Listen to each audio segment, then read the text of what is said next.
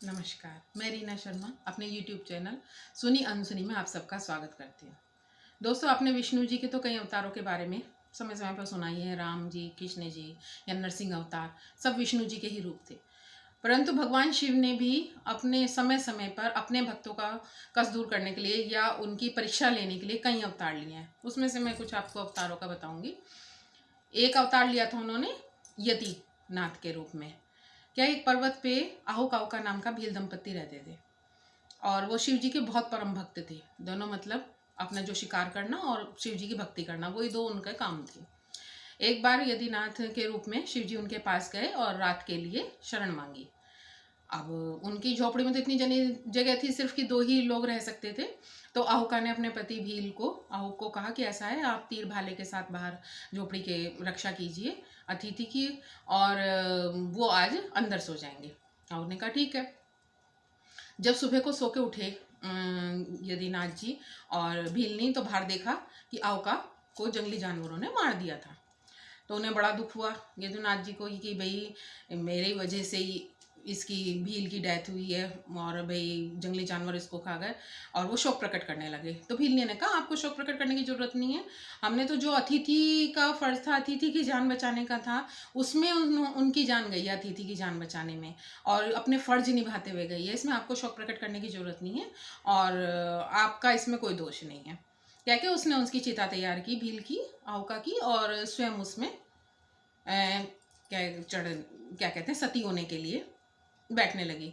तभी शिव जी ने उसको अपने असली रूप में दर्शन दिए और कहा कि मैं तुम दोनों की भक्ति से बहुत प्रसन्न हुई और तुम्हारे जो अतिथि भाव से उससे मैं बहुत ही अति प्रसन्न हुआ हूँ, इसलिए मैं इसको आहुक को जिंदगी देता हूँ। तो उठ के बैठ गया वो आहुक, जैसे जंगली जानवर खा गए थे, क्योंकि वो तो शिव जी की एक लीला थी, सिर्फ उनकी परीक्षा लेने के लिए।